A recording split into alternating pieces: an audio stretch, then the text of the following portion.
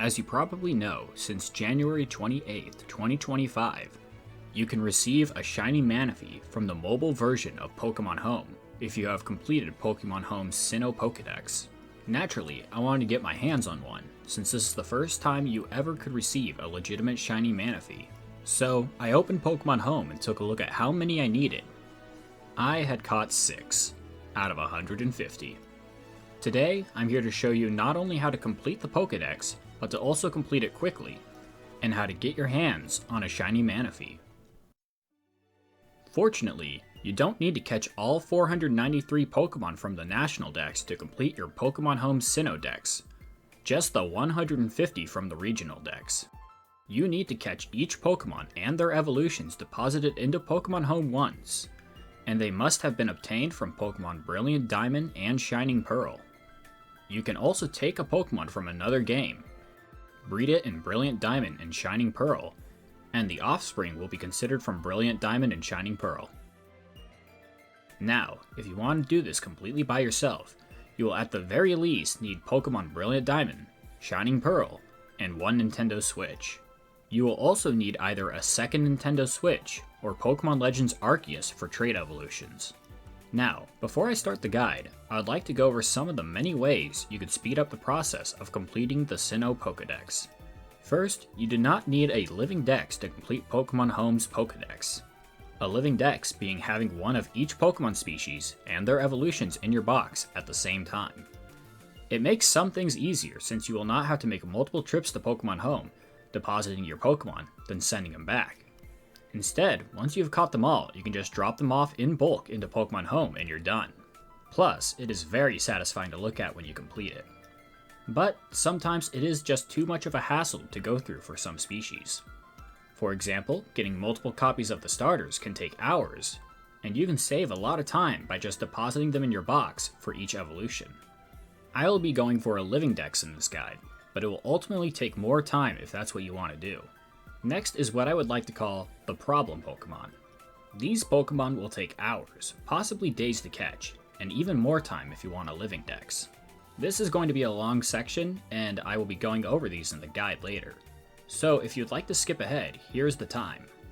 Alright, first is the starters, as I mentioned earlier. You can obtain one of 3 starters at the beginning of the game, but if you want the other 2, then you will either need to start another game on another profile, then deposit it into Home, or obtain the National Dex and find them in the underground. You can also breed your starters for more of them if you want a living dex, but you will need a female starter or a Ditto to breed for more. Ditto can be obtained in this game, but you will need to have at least the National Dex in order to find it. If you do not plan to complete the living dex, I recommend just getting all 3 starters by beginning 3 playthroughs, then depositing the starters into Home. If you do want a living dex, I recommend doing the same thing, but also getting a Ditto from another game, sending it to Home, then bringing it to Brilliant Diamond and Shining Pearl. The easiest game to do this for is Scarlet or Violet. You can catch a Ditto near Medali hiding as another Pokemon.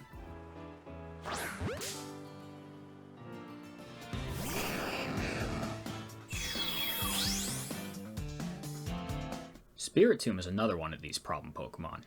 To get it in this game, you'll need to go to Route 208 and acquire an odd keystone from this man.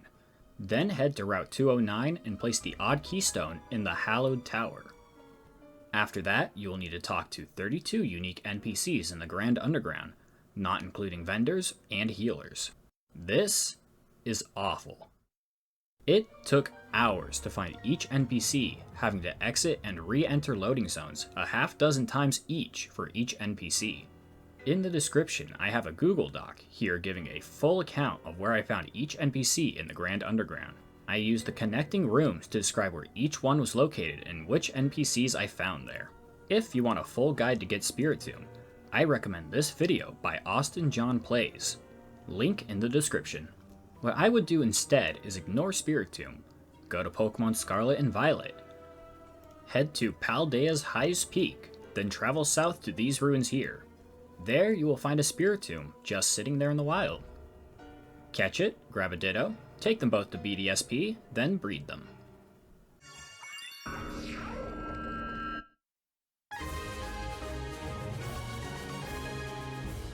I bet that if you started a new save file in Scarlet and Violet, it would both be faster and more fun to do it this way. Next is Drifloon, who only appears at the Valley Windworks on Fridays. This one is quick and easy. You can't adjust your time when playing BDSP because it will lock you out of time-based events for 24 hours if you try. What you can do instead is adjust the time before starting a new game.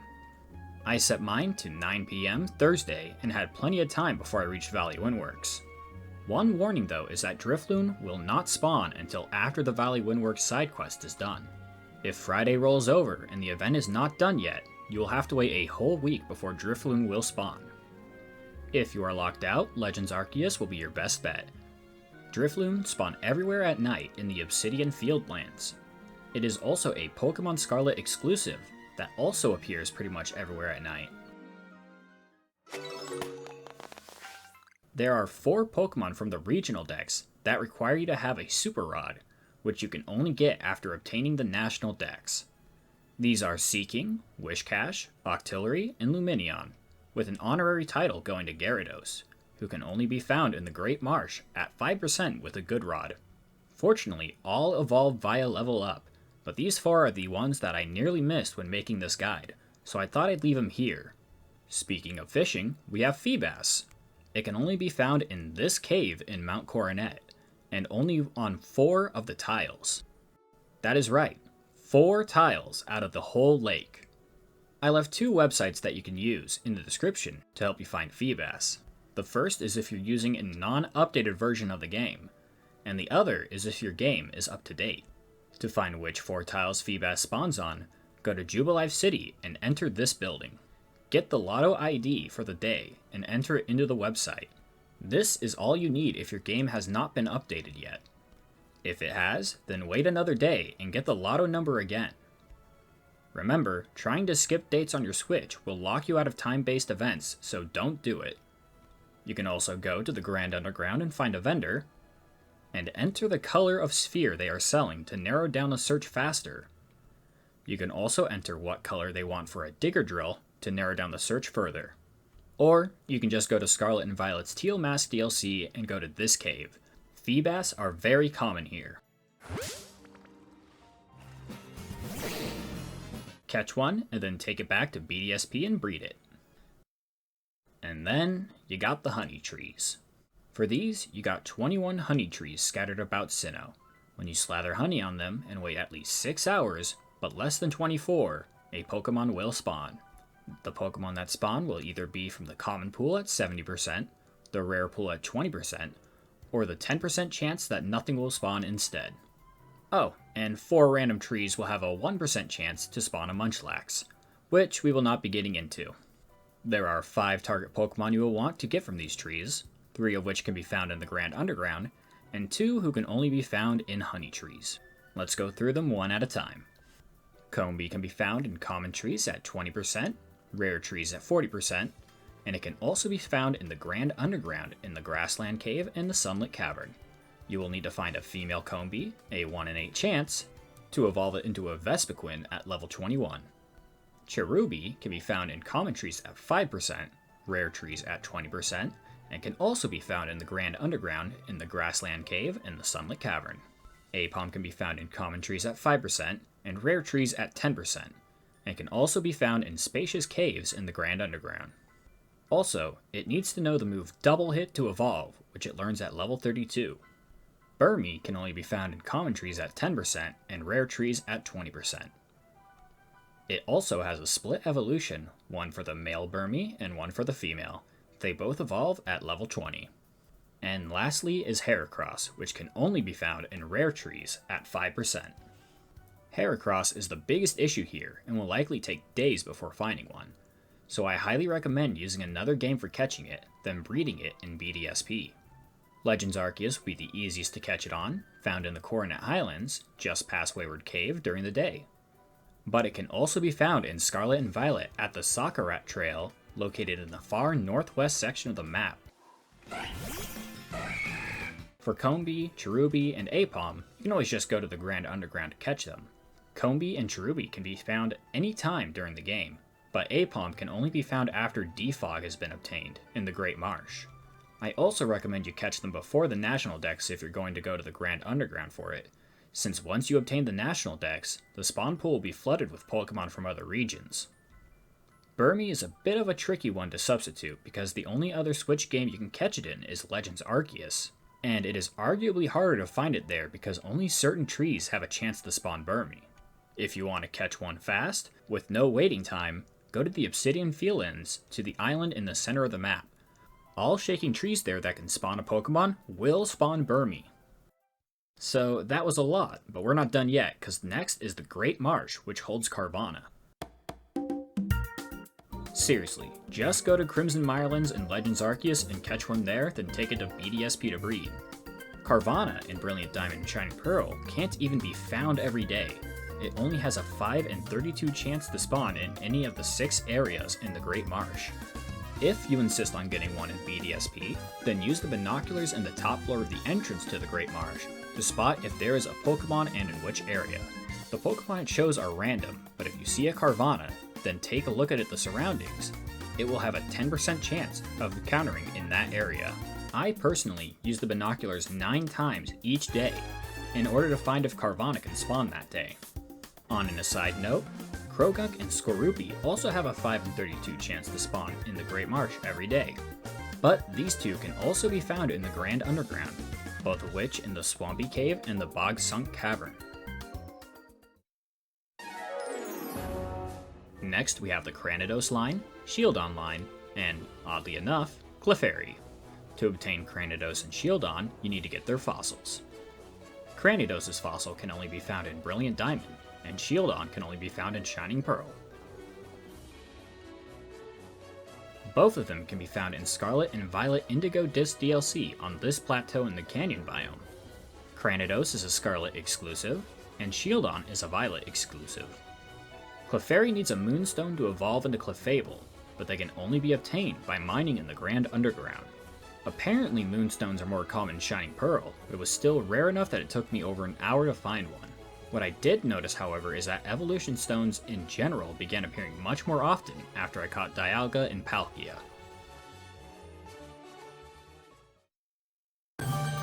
There are several Pokemon in these games, which require trading to evolve. Those are Gengar, Golem, Machamp, and Alakazam. These would require you to get a second Switch, or worse, a friend, to evolve. Fortunately, with Legends Arceus, we have the Link Cable item. Just take any of the previously mentioned Pokemon from BDSP to Arceus, and use the Link Cable item on them to evolve them instantly without trading. Oh, and I should mention that Link Cables can only be bought at this shop here, or found through the space-time distortions. And lastly, we have Dialga and Palkia. These two really suck because they are the only 2 Pokemon out of the whole 150 which requires you to have both Brilliant Diamond and Shining Pearl. There is really only one workaround for this. Go on the Pokemon Home mobile app, go to the GTS, and search for Dialga and Palkia. Remember, they must have one of these symbols next to them or they do not count.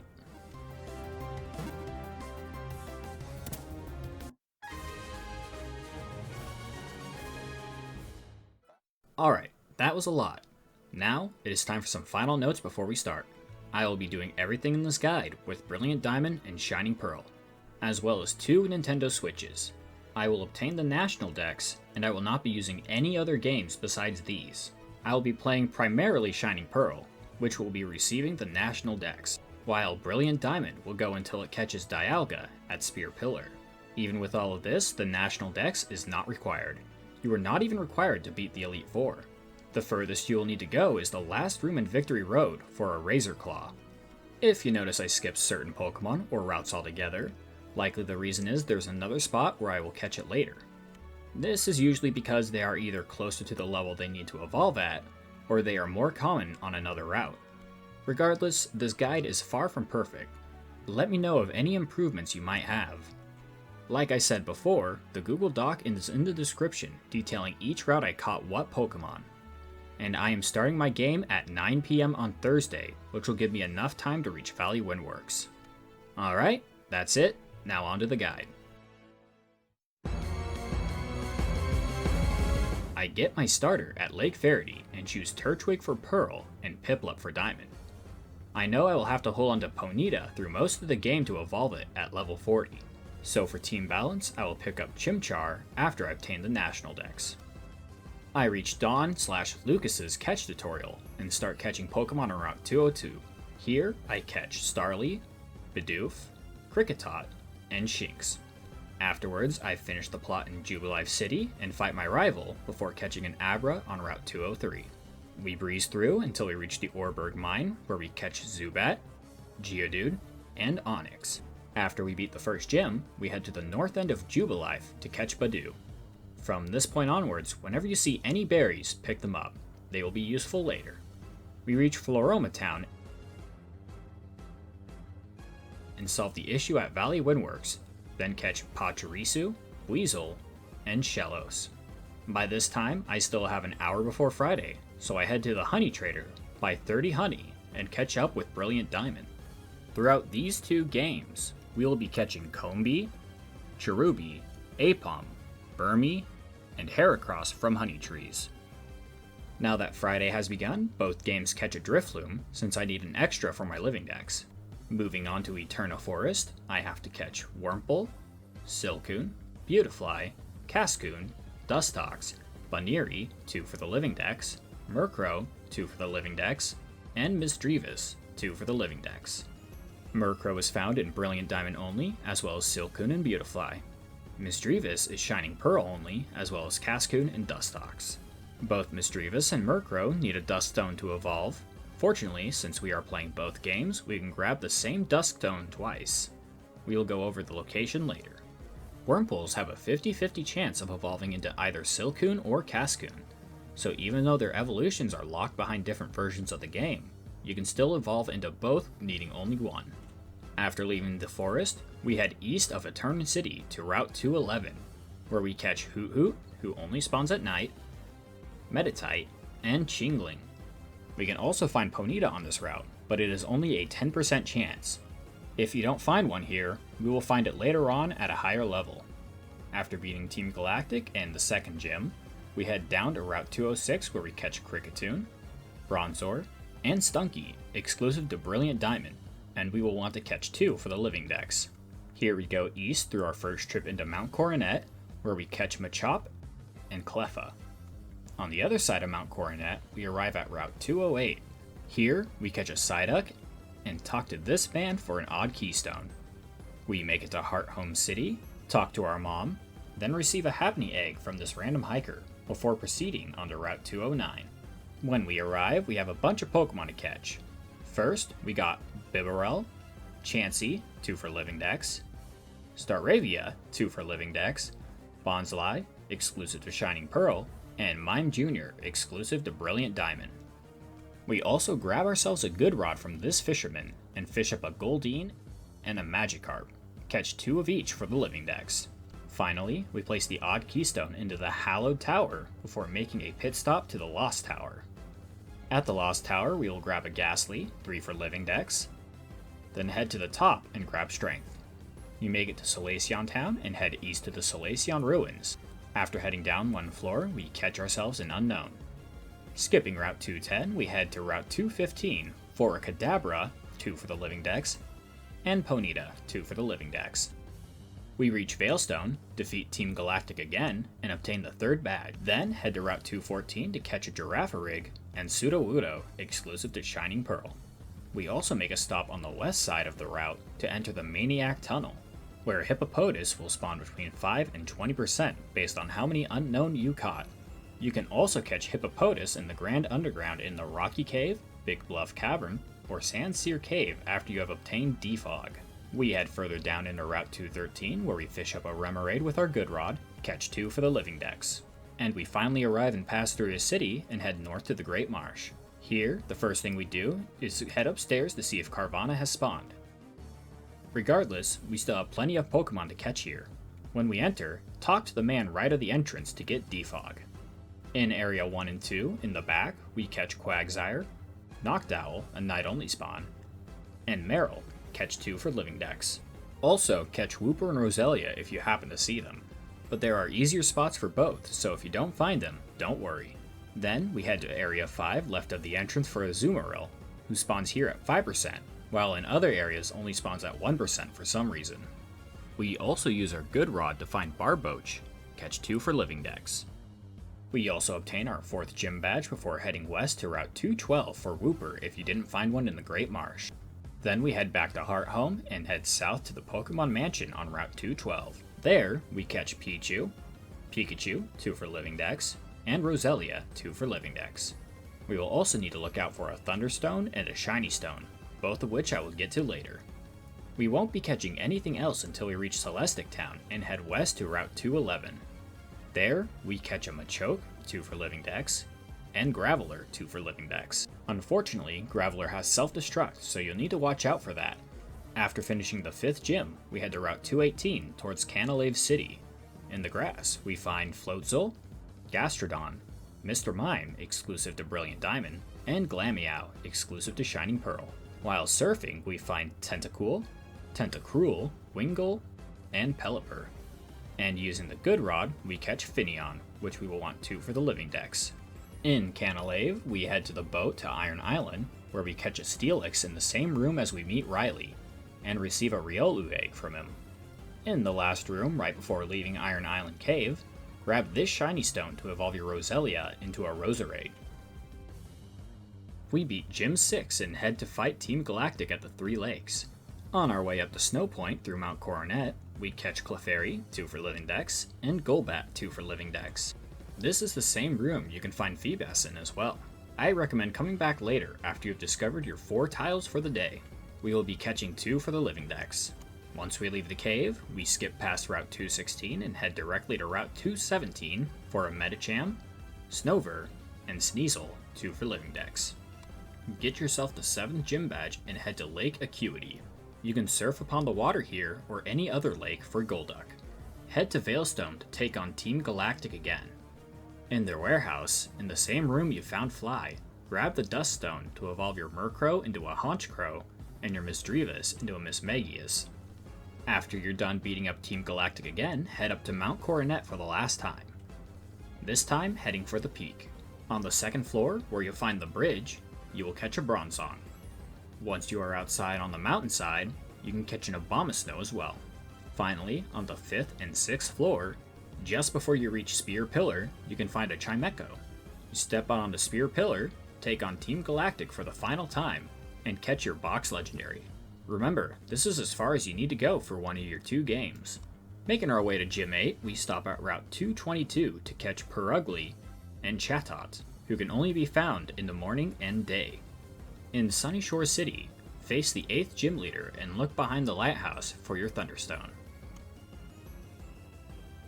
On Route 223, catch yourself a Mantike, 2 for Living Dex. To evolve, you need to level it up with a Remoraid in the party. Finally, we head into the Pokemon League and reach the end to grab the Razor Claw, located here in the last room. Give it to Sneasel and level it up at 9 to evolve it into a Weavile. Before fighting the Elite Four, we will backtrack to each lake and catch Uxie, Mesprit, and Azelf. I recommend turning off autosave and save before encountering each of them in case you kill them by accident. You can also go underground and find 32 unique NPCs for Spiritomb, but it would be easier after you've unlocked every section in the underground. We also head underground to get our fossils for Cranidos and Shieldon, as well as the Moonstone for Clefairy. We will also catch a Munchlax, 2 for Living Dex, Luxio, 2 for Living Dex, Croagunk and Scorpy as well, 2 for Living Dex, and both Gibble and Gabite, 3 for the Living Dex. Now it's time to take on the Elite Four and become the champion. Once done, and after going through the credits, we upgrade our regional dex to a national dex and make our way back underground to catch our starters. They are rare spawns, so you may need to go in and out repeatedly to find them. After that, all we have left is the evolutions. I'll show the Pokemon that need to evolve throughout the game here, most of which evolve through level up, some I went through earlier, and some have strange requirements. Baniri needs friendship, but has less than base friendship when you catch it. Golbat, Munchlax, Chansey, and Riolu need friendship as well to evolve, but have much higher starting friendship levels. Roselia, Murkrow, Misdreavus, Clefairy, and Pikachu need stones to evolve, Sneasel needs to level up while holding a Razor Claw at night, Mantike needs to level up with a Remoraid in the party, and Aipom needs to level up while knowing Double Hit, which it learns at level 32. Then we have the 4 trait evolutions, Alakazam, Golem, Machamp, and Gengar. But the one I did not get into yet was Feebas. For that, you will have to feed it Poffins. Get your Poffin case at the Pokemon Fan Club in Hearthome, then use those berries you've collected throughout the game to make Poffins. You will want to choose berries that have the dry attribute, but not the sweet one, which will lower the amount of beauty it gains from the Poffin. Also, do not use duplicate berries in your Poffins or they will go bad. For me, I use Orin, Chesto, Wiki, and Hondu berries. You don't need to make the best Poffins in the world. It only took 4 to 5 Poffins for me, which came out in batches of 4, to evolve Feebas into Milotic.